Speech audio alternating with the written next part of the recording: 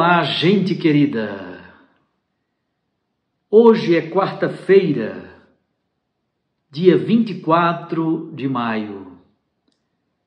Nós estamos na 7ª semana da Páscoa e estamos lendo o capítulo 17 do Evangelho de João, que é a oração sacerdotal de Jesus. O texto do Evangelho de hoje é João 17, versículos 11b a 19. Naquele tempo, Jesus ergueu os olhos para o céu e rezou, dizendo: Pai Santo, guarda-os em teu nome, o nome que tu me deste, para que eles sejam um, assim como nós somos um. Quando eu estava com eles, guardava-os em teu nome, o nome que tu me deste. Eu os guardei, e nenhum deles se perdeu, a não ser o filho da perdição, para se cumprir a Escritura. Agora eu vou para junto de vós, e digo estas coisas, estando ainda no mundo, para que eles tenham em si a minha alegria plenamente realizada. Eu lhes dei a tua palavra, mas o mundo os rejeitou, porque eles não são do mundo, como eu não sou do mundo. Não te peço que os tires do mundo, mas que os guardes do maligno. Eles não são do mundo, como eu não sou do mundo. Consagra-os na verdade. A tua palavra é verdade. Como tu me enviaste ao mundo, assim também eu os enviei ao mundo. Eu me consagro por eles, a fim de que eles também sejam consagrados na verdade. Palavra da salvação. Glória a vós, Senhor. Minhas irmãs e meus irmãos, na liturgia de hoje temos 2 textos lindos. São verdadeiros testamentos espirituais. O primeiro, na primeira leitura do livro dos Atos dos Apóstolos. Atos dos Apóstolos, capítulo 20. É exatamente a narrativa do encontro de Paulo com os presbíteros de Éfeso. É um testamento espiritual de São Paulo, ao final de sua vida praticamente, quando ele está subindo a Jerusalém. E no Evangelho, este testamento espiritual de Jesus. São textos para serem lidos de joelhos. Jesus ora ao Pai em voz alta, diante dos seus discípulos. É como uma prestação de contas. Uma prestação de contas ao Pai diante daqueles que lhe foram confiados. Eu perguntaria assim: o que nós diríamos a Deus Pai diante daqueles que nos foram confiados? Como é que nós rezamos? O que nós rezamos?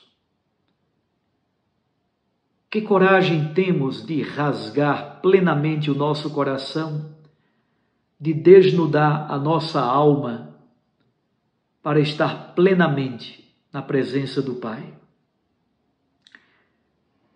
Paulo diz uma frase tão bela na primeira leitura: cuidai de vós mesmos e de todo o rebanho, sobre o qual o Espírito Santo vos colocou como guardiães. Cuidai de vós, presbíteros, e cuidai do rebanho. São Paulo vai falar da sua pobreza, do seu despojamento, da sua abnegação, da sua entrega, dos seus trabalhos, das suas fadigas. Um ministério marcado pela pobreza e marcado também pela abnegação e solicitude. Paulo então se ajoelha e reza. E os anciãos de Éfeso o acompanham. Guarda-os em teu nome, diz Jesus no texto do Santo Evangelho, para que sejam um. A igreja é synhodos, a igreja é sínodo, a igreja é comunhão. Essa é a marca fundamental da unidade da comunidade eclesial. Nós já sabemos, entre os capítulos 13 e 16 do Evangelho de João, aí Jesus retoma os fundamentos da igreja e os fundamentos da missão dessa comunidade eclesial. Orando ao Pai, Jesus pede que o Pai guarde os seus discípulos na unidade. É interessante o argumento de Jesus. Por causa do teu nome, Pai. Isto é, por causa da honra do nome de Deus. O nome, na Bíblia, Shem, em hebraico, é um eufemismo para dizer o próprio Deus, a própria identidade de Deus. Eu recordo que o cardeal Vanois, refletindo sobre isso, ele diz: aqui está em jogo a fé da igreja, a fidelidade de Cristo ao Pai e aos seus, mas está em jogo a afidabilidade, a confiabilidade do Pai. Isto é, sua palavra é fiel, é verdadeira, é fidedigna.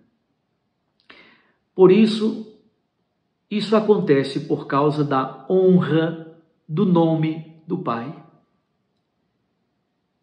Ele tem um nome a ser zelado, a ser guardado, porque ao longo da história ele sempre deu provas cabais da sua fidelidade e do seu cuidado para com o povo eleito.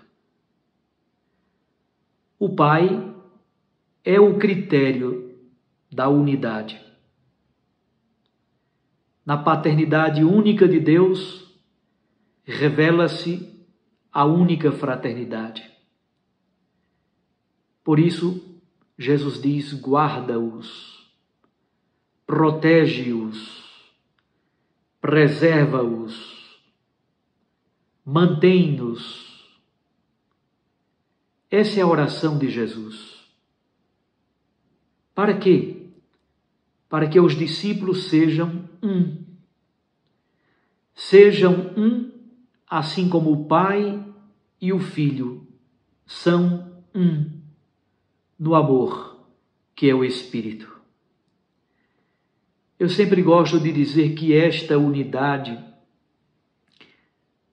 começa ou deve começar em cada pessoa, com a superação da sua própria fragmentação interna, ser um, ser unitário, possuir-se minimamente. Dom Helder gostava de dizer que, durante o dia, ele era como que fragmentado. Ele tinha contato com tantas pessoas, resolvia tantos problemas, conversava com tantos. É como se durante o dia todo ele fosse sendo espedaçado, um pedacinho para cada um. Na madrugada, no silêncio, na intimidade com o Pai, ele recompunha a sua unidade. Então, ser um, eu diria que, em primeiro lugar, significa superar a própria fragmentação interior. Mas esta unidade cresce para os laços interpessoais, familiares, comunitários, societários, ecológicos, cósmicos. Ser um. Aquilo que o Papa Francisco chama de cultura do encontro. Porém, sem ingenuidade. Exatamente, Jesus nos ajuda a compreender que há uma realidade chamada mundo no Evangelho de João. Uma realidade de anti-reino. Qual deve ser o nosso papel nesse mundo hostil? Deve ser o papel de ser sacramento do reino, sacramento da salvação. Grão de mostarda, uma pitada de fermento para levedar toda a massa. Os discípulos de Jesus, chamados a serem um, estão no mundo, mas não compactuam com o relativismo hostil a Jesus e ao seu Evangelho. É nesta verdade que nós somos consagrados. Mas a pergunta no dia de hoje, fundamentalmente para nós, é: como é que nós rasgamos o nosso coração diante de Deus?